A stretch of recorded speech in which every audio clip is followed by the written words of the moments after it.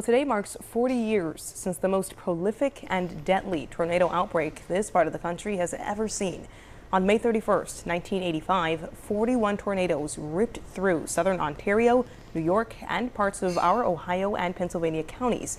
And all week long, we've been bringing you first-hand accounts from survivors and media personnel who were in the field at that time. So here to look back on this major disaster, we have Tracy Manning with the Mahoning Valley Historical Society joining us this morning. Hey, Tracy. Yeah, good morning. So talk to me about how big, how significant, how devastating an event this was. Yeah, so overall, you had more than 40 tornadoes touch down that day. Wow. And like you said, in Ohio, Pennsylvania, into Western New York, and even into Ontario, Canada. But locally, the biggest one we had was the only F5 tornado, which is the worst level of tornado that you can get.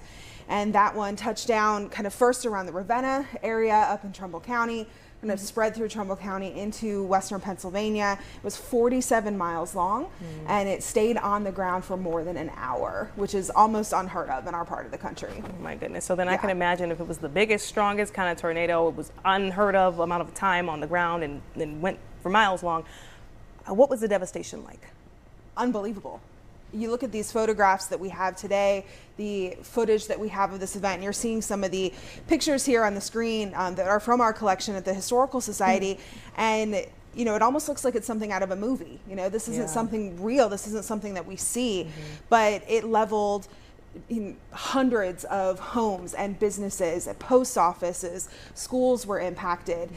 In Niles, the roller rink was completely destroyed. There were so many businesses that were destroyed, and you know, the worst part, of course, being the loss of life. That right around here, we had about 18, I believe, is the official number that were killed in that F5 tornado in our local area. These are some of the headlines from the Youngstown Vindicator that came out the next day on June 1st, and it was just horrific.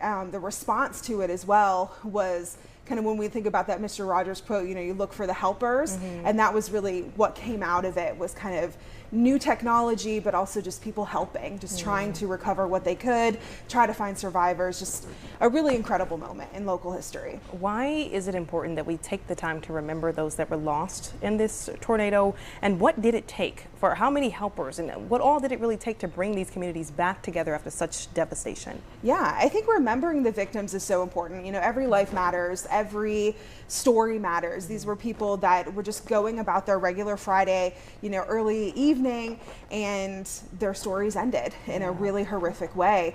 But as you mentioned, the helpers, you know, you had the local Red Cross chapters, you had the National Guard coming in, the Ohio Highway Patrol, just hundreds and hundreds of people coming and helping. And you know, there was even one news article I read said so many people had donated clothing, they actually had to stop accepting clothing. They had nowhere to put it. So people were really willing to open their doors, open their wallets, open their homes, and really just help in any way they could. Well, I know you said that this was one of the worst that the Valley has ever experienced. In the 40 years since, have we seen any other type of major natural disaster that can compare to this tornado outbreak that we saw? Not at this level at all. Wow. So this being an F5, this was without question the worst tornado that we have had in recent memory.